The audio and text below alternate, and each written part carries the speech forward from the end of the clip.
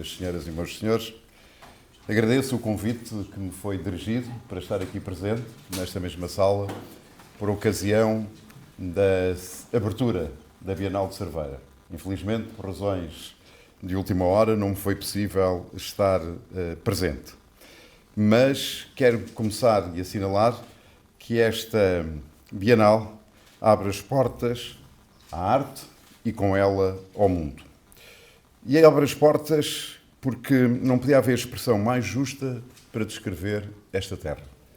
Porque Vila Nova de Cerveira nasceu há mais de 700 anos, precisamente para isso, para guardar uma porta. A porta de um país que se afirmava.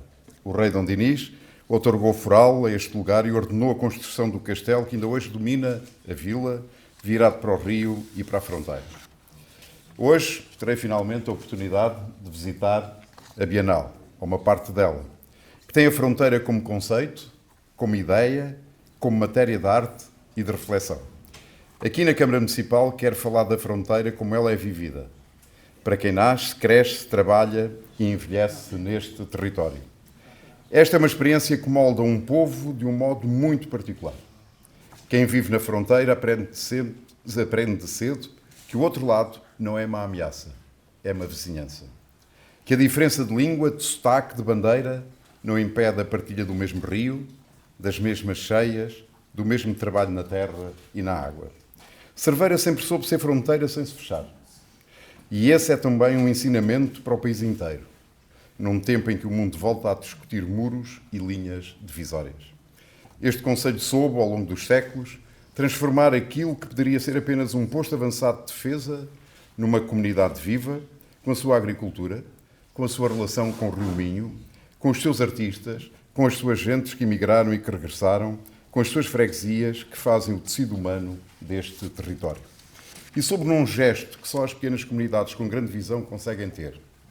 Transformar-se também em capital da arte contemporânea em Portugal. Um grupo de sonhadores decidiu que Vila Nova de Cerveira não seria apenas fronteira geográfica, mas fronteira do pensamento e da criação. E a Bienal é a prova de que essa aposta foi ganha. Provavelmente, este é um dos lugares mais apropriados para falarmos do tema Territórios sem Fronteira, que a Bienal de Cerveira elege como problema, como ponto de partida e ponto de chegada da sua 24ª edição. Talvez o Rio Minho seja esse mapa volátil e flutuante em que a palavra fronteira faz mais sentido em duas das suas direções. A fronteira que separa e a fronteira que une. A fronteira que se atravessa para outro lugar e a fronteira que atravessa dois lugares, unindo e separando, aproximando e distinguindo. A fronteira é uma linha estreita entre dois territórios. E como bem intuiu a Bienal na sua programação para este ano, é também uma espécie de construção que o tempo interroga, dilui, estabiliza, desenha e reconstrói.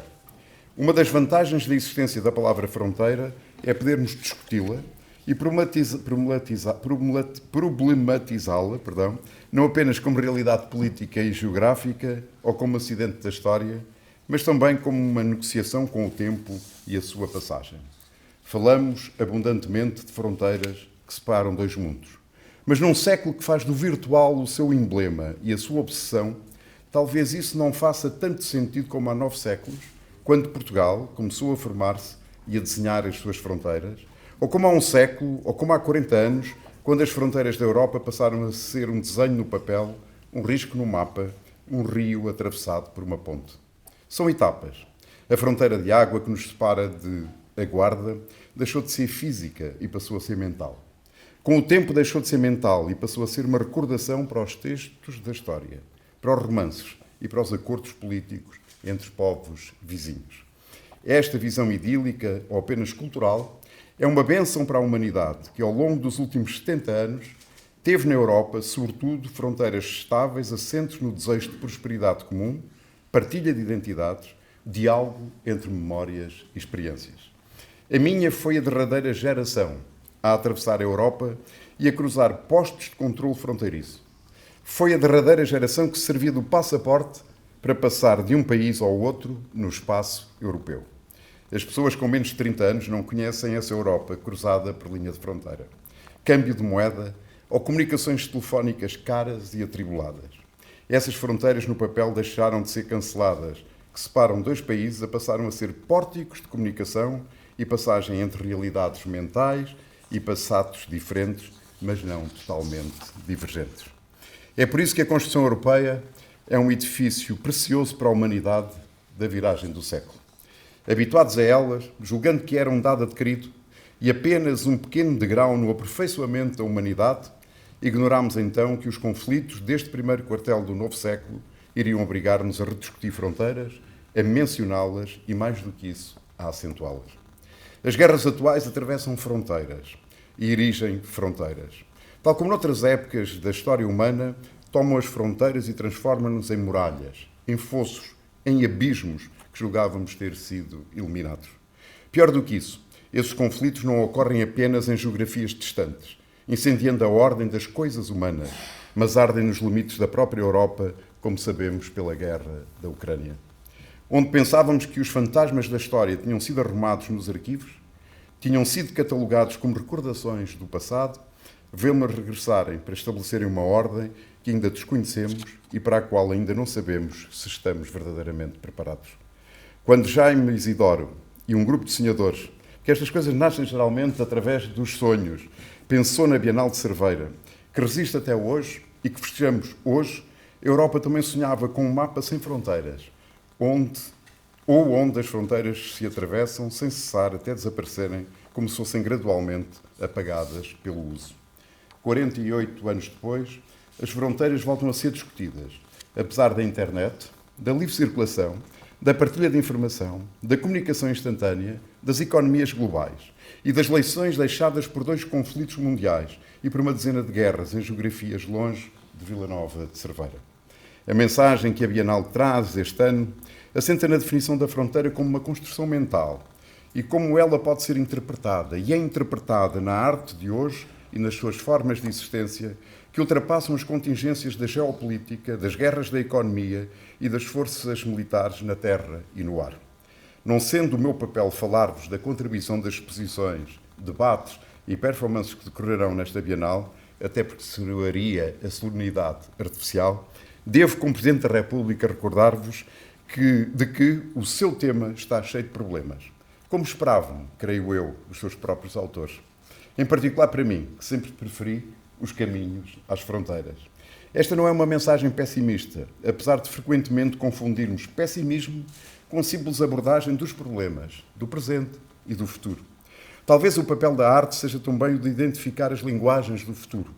Não porque o mundo da decisão política tenha a obrigação de seguir os seus passos, mas porque tem a obrigação de identificar os sinais que a arte transporta nos seus caminhos e que podem alertar-nos para os problemas do futuro. Estou certo de que isso passará também por esta Bienal, que agora entra na sua 24ª edição. Ela é a prova de que é possível, fora dos circuitos dominantes do território, manter uma instituição tão importante e memorável. A Bienal é uma razão para termos confiança, que é uma das palavras que temos de reinventar na nossa linguagem. Confiança. A Bienal, como outras obras que permanecem na nossa história, fez-se com trabalho, insistência, também com paixão, dedicação e criatividade.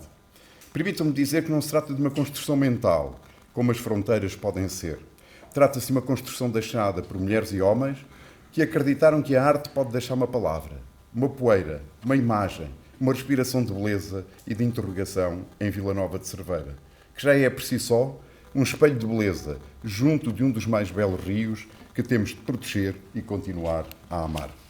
Minhas senhoras e meus senhores, quero-nos deixar uma palavra de reconhecimento dos autarcas que ao longo de décadas permitiram que este concelho crescesse com a identidade própria, sem nunca se deixar diminuir pela sua dimensão. Ser pequeno em população não é ser pequeno em ambição. E Cerveira é disso exemplo. Sei das dificuldades comuns a tantos territórios do interior e da raia. O despovoamento, o envelhecimento, a distância aos grandes centros de decisão.